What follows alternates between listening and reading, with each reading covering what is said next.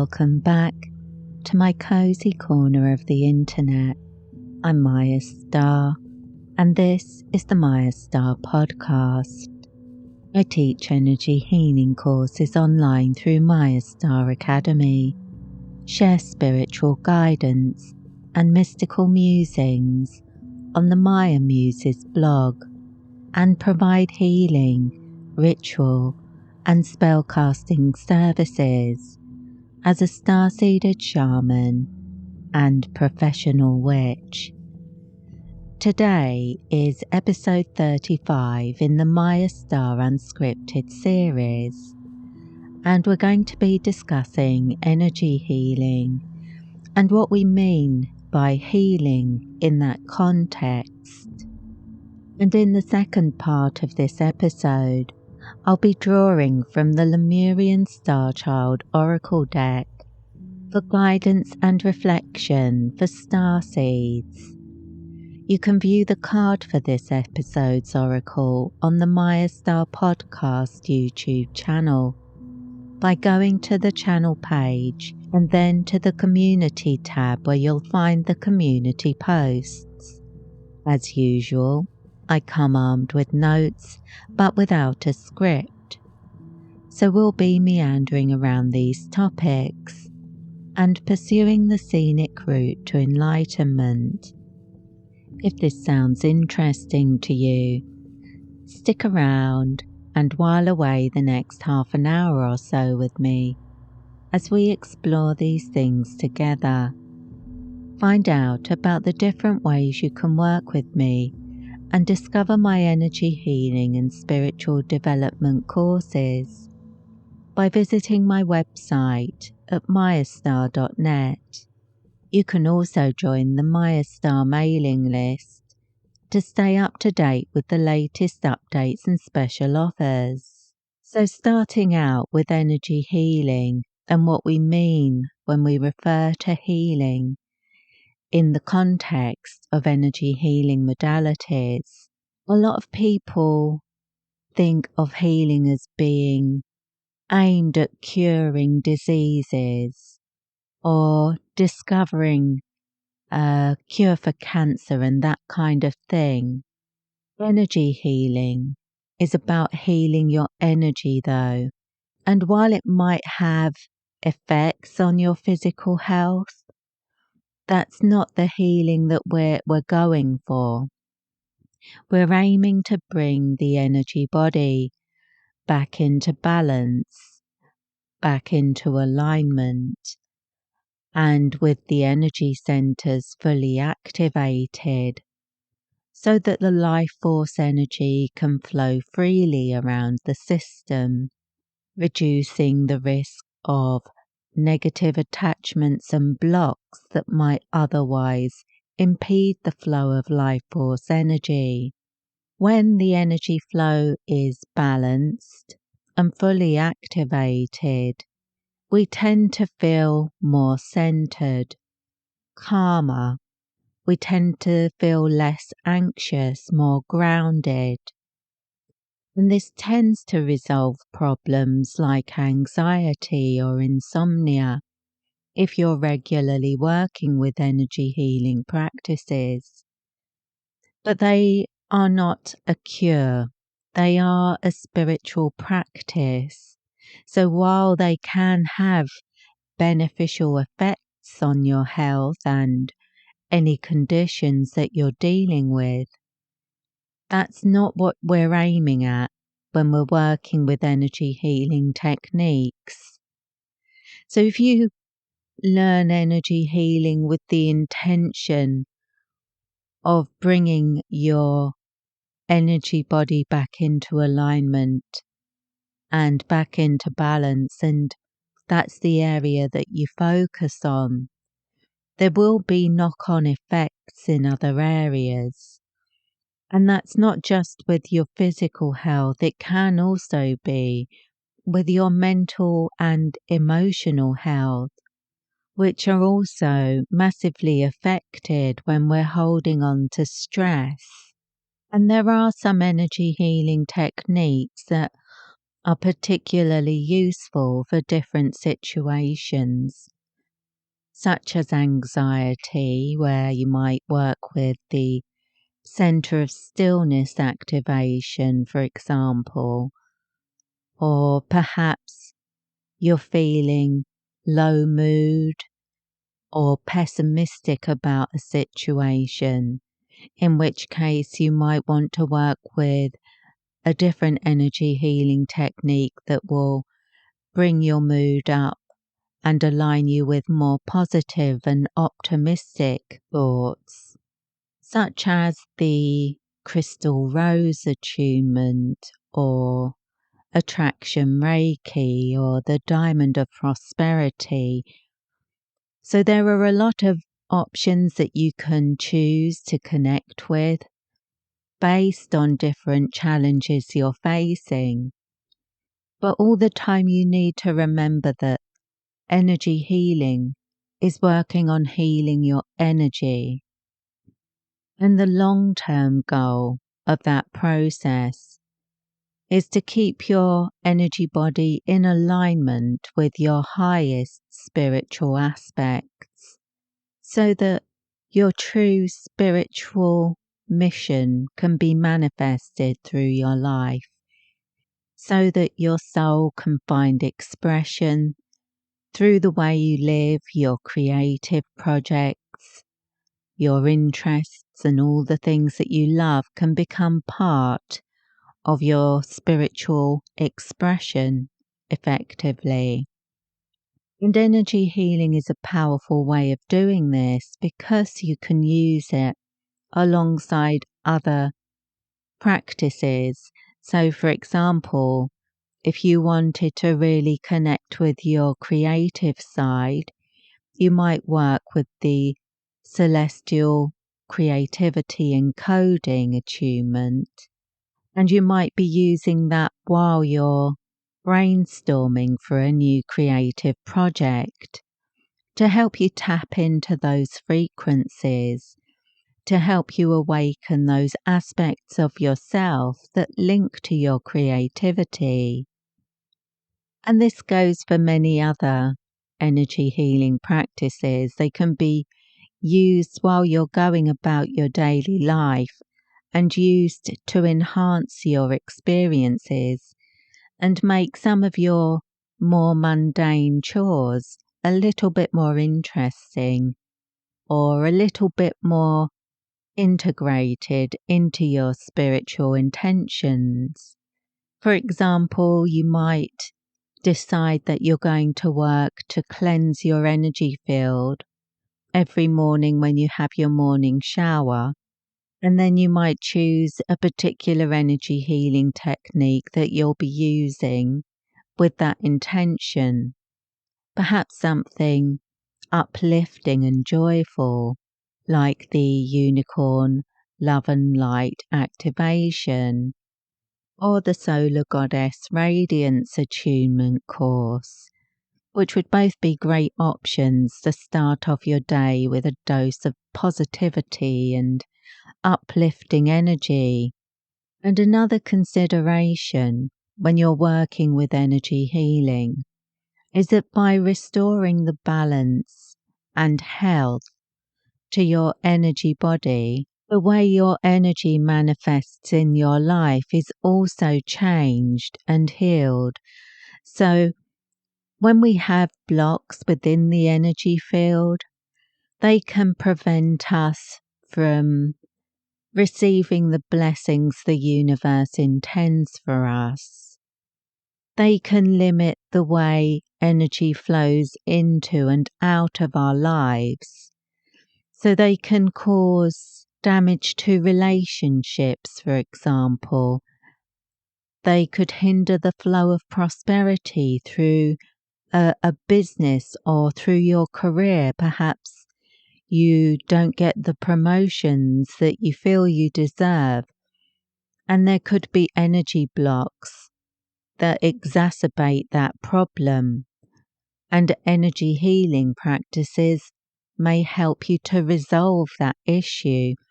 So when we're talking about energy healing, again, We're not talking about having a cure for a physical disease.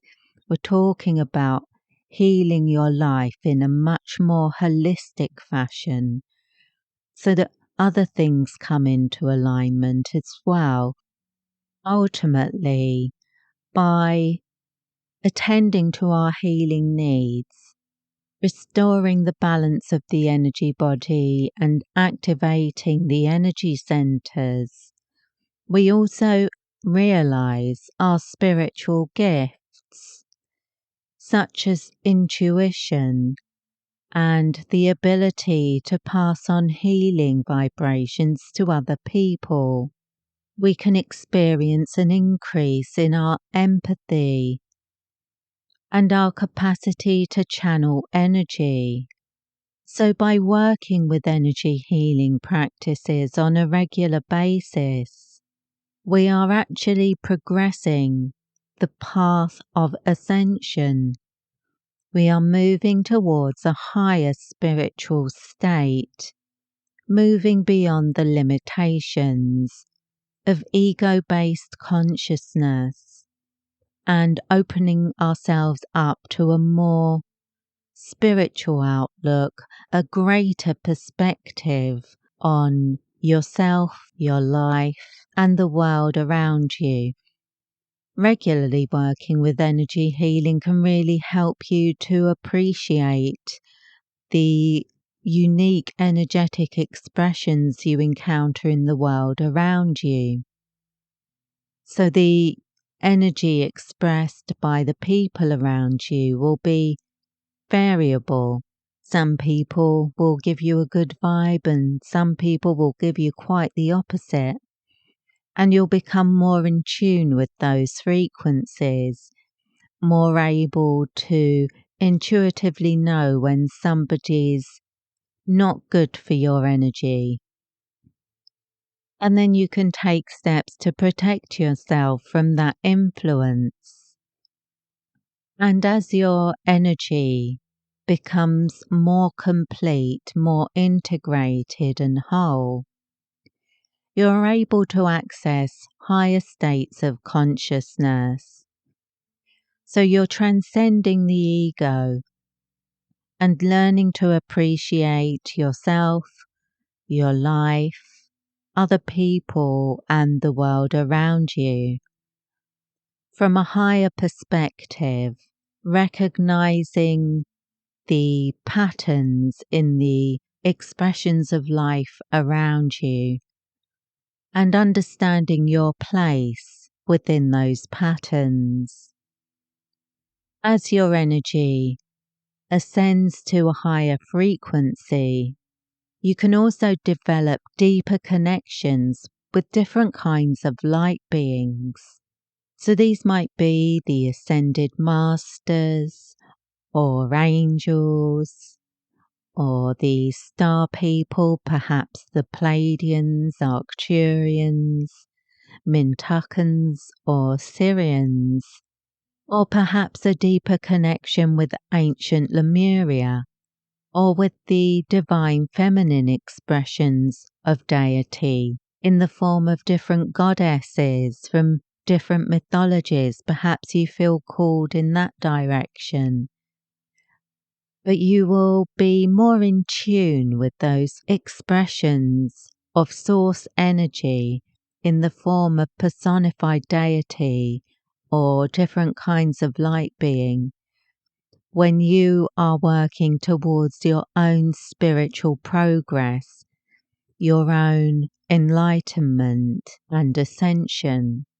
And you can develop those relationships simply through communication with those deities and light beings during your meditation sessions, or perhaps through energy healing techniques that connect with specific deities, such as the Lakshmi Golden Good Fortune attunement or the Goddess Athena Fearlessness attunement, Archangel Michael Sapphire Flame or the Violet Flame of Saint Germain.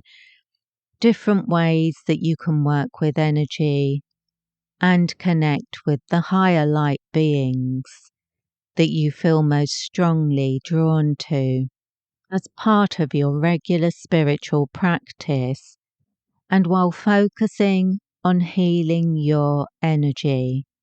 Because when you heal your energy, you're making a difference to the world.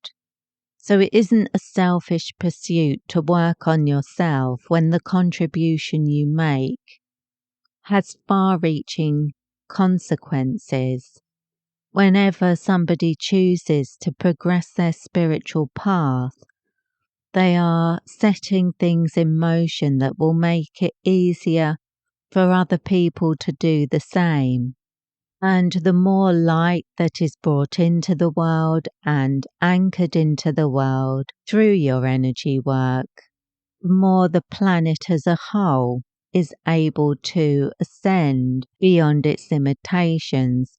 It's almost like a planetary initiation that we're going through at the moment, with the Age of Aquarius dawning and the Age of Aquarius Ascension Gateway opening in 2024, meaning that we're in a phase of accelerated spiritual awakening, where a lot of light workers and starseeds are waking up to their true purpose and mission on the planet, bringing in light energy, anchoring it into the physical plane through their intentions and through their practices, and sharing that contribution with the world, thereby supporting the spiritual ascension of the planet as a whole.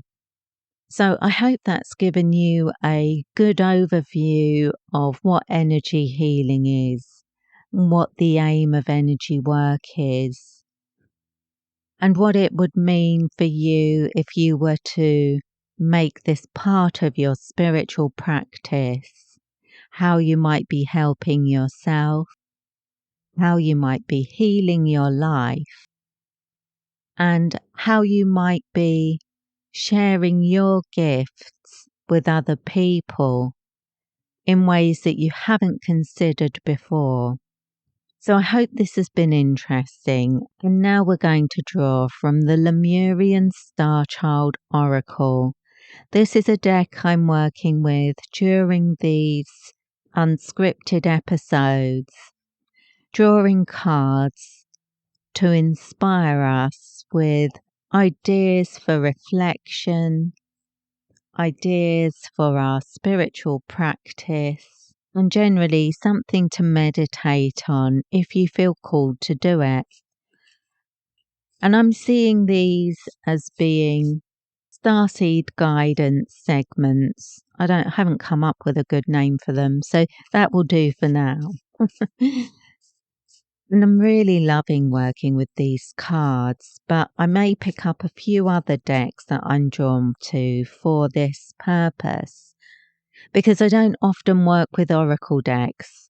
I've talked about that in previous episodes, actually, I think, where I explain that I have a lot of oracle decks, but I've only ever used them for path working, used them within rituals and that kind of thing, or used them as inspiration for lucid dreaming.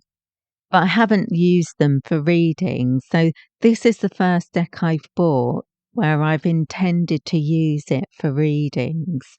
And luckily, it's quite an extensive deck. There are 88 cards in this deck, so it makes it actually a bit bigger than a tarot deck. So let's have a look and see what guidance the Lemurians have for us today. Oh, today's card is called Resolution. It's got two dolphins on it that are forming a kind of cross shape. Beneath the dolphins, there's a butterfly.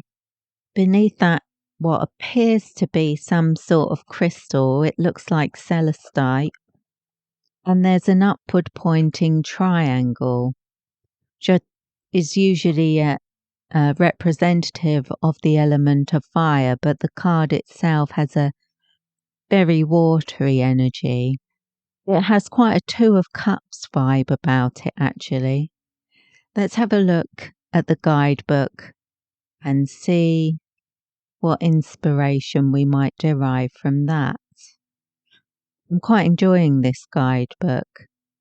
It has almost like a sort of stream of consciousness interpretation for each card. So in some ways, I guess it's kind of good for meditation. Okay, these are the key words that come up for this card. Realign beyond polarity. Higher self-expression. Collapse of old timelines into pure expression in this life. New insights. Spirit coming more fully into matter. Soul awareness dissolving into higher self-awareness. Higher self-embodiment. So I actually get from this card quite a lot of what we've been talking about today. Very much a healing card, a card about bringing things into balance, moving beyond the struggles and strains of duality and connecting with your original energetic blueprint.